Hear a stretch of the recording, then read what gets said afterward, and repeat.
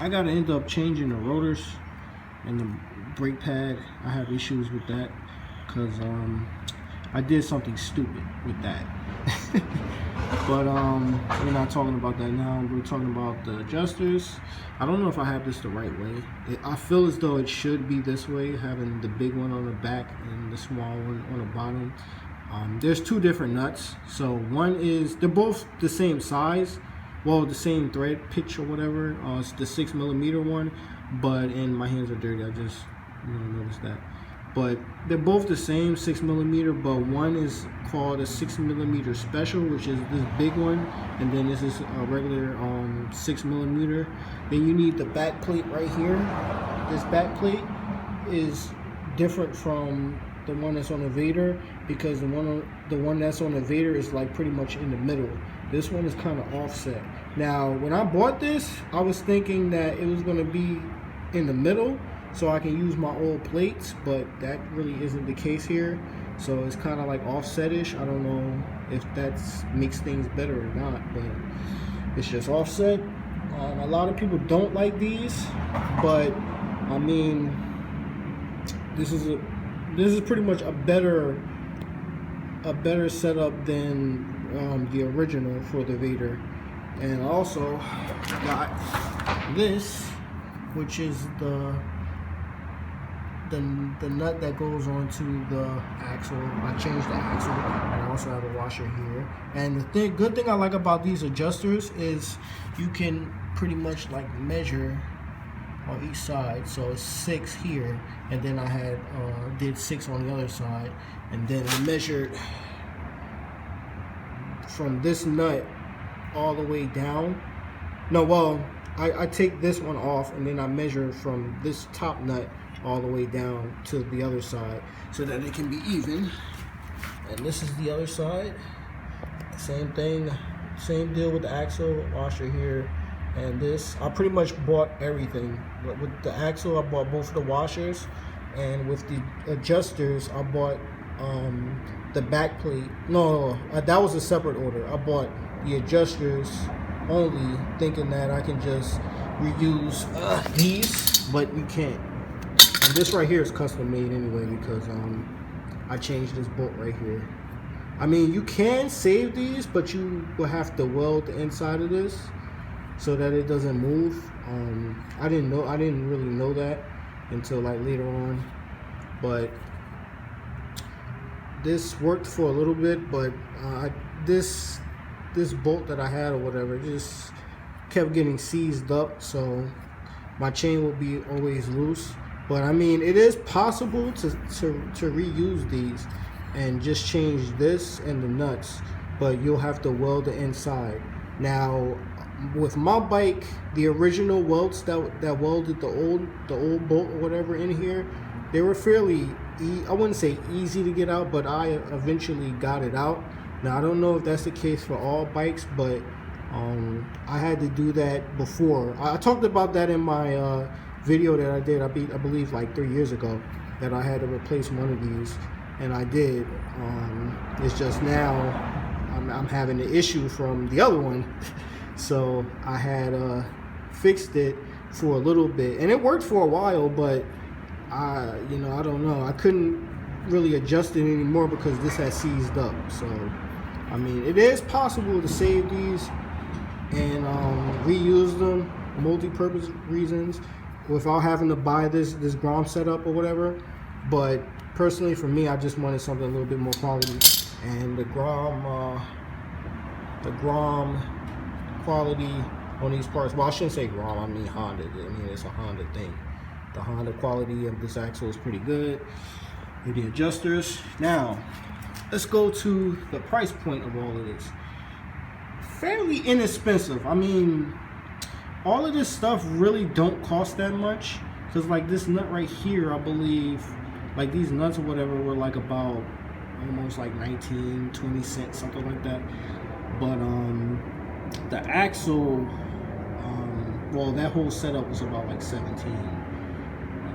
But I mean, it's pretty much just piecing together. You have, pretty much it is the 2 adjusters, so that's 1 and 2. You gotta have 2, so that's 2 pieces. These 4 nuts, So that's 2 plus 4. That's 6 pieces right there, plus the axle. That's 7 pieces. This washer, 8, 9. The other washer, 10. And these plates will be 2 of those will be like 10 parts. So pretty much 10 parts all together would probably cost you about maybe $50 or $60. I don't really know the exact price point because I had to go back and I ordered them separately. Like this stuff, this plate and these nuts I got from Revzilla, and the adjusters and the axle stuff I got locally at my motorcycle place. But either way, I mean, they had to order it anyway. So if you get this, I would just say to just get this from Revzilla. It was a lot cheaper because I didn't have to go through the local motorcycle store. But every motorcycle store is different, so I personally wouldn't probably go there if I knew that I had to order it, but I needed to have it, so that's why I ordered it through them. But if you're doing it online or whatever, I would say that's probably like your best bet. And Revzilla is probably the super best bet because they actually have like parts diagrams and such. Because I really didn't know what I was buying when I went through the local shop. But when I went to Revzilla, it was a lot easier because they actually had like diagrams and such, and I could piece together all the stuff that I needed. Than talking to somebody that I don't even know and they don't even know.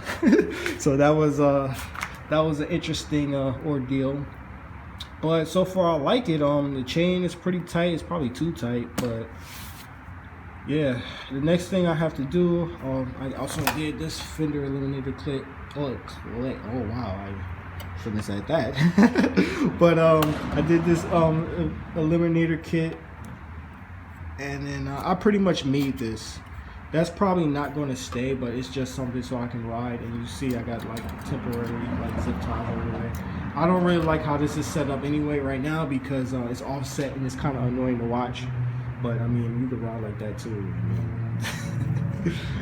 But yeah, I got like some dirt stuff.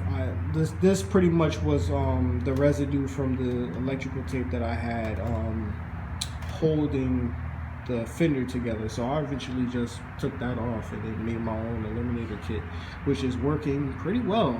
I didn't expect it to work that well, but right now I'm having issues with the battery.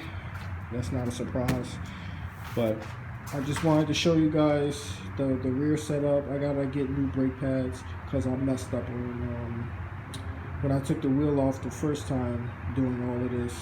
I kind of like broke, I don't know how you break brake pads, but the brake material is off. So, well, I still got a little bit, but I don't really want to ride like that. So, I'm gonna have to fix this battery thing. You know, battery issues again. But this battery, I didn't even know that it was an AMG battery. I just pretty much went to Battery Plus and got a replacement battery for it. I didn't know it was an AMG battery. To my knowledge, you have to care for them differently. I don't know. I used to always keep it on the tender. I don't know if I was doing a good thing or a bad thing, or does the tender, you know, matter? Because I never had an AMG battery before. So when I found that out, I was like, oh, you know, I'm kind of soaked. But then again, I'm having battery issues. So, but I had it for like, I believe 2 years now. So it's not that bad, I guess. And I gotta fix this. And also, if you're going to do the Grom plastics, you got to buy everything. Just like with the chain adjusters, you got to buy everything. So if you're going to convert this to like Grom parts, you got to do everything. You can't just get like side pieces or whatever, because I believe you have to change all of this whole tail piece. But my tail piece and everything, it's all messed up. So I'm not even talking about just that. I'm talking about like this stuff. It's all shaky. This is what I don't like. But this bike been through a lot. So with all this wear, because this is like shaky, because I broke most of the tabs on the inside. So all this got to get changed. So that's going to be an interesting thing.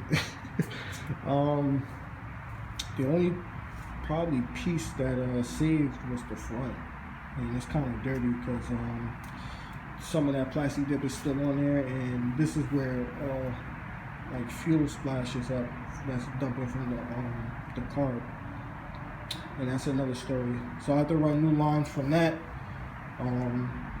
because right now I'm using those clear lines, and those clear lines suck. I knew that the clear lines suck, but I didn't think like the clear lines suck that much. But yeah, just stick with the black hoses.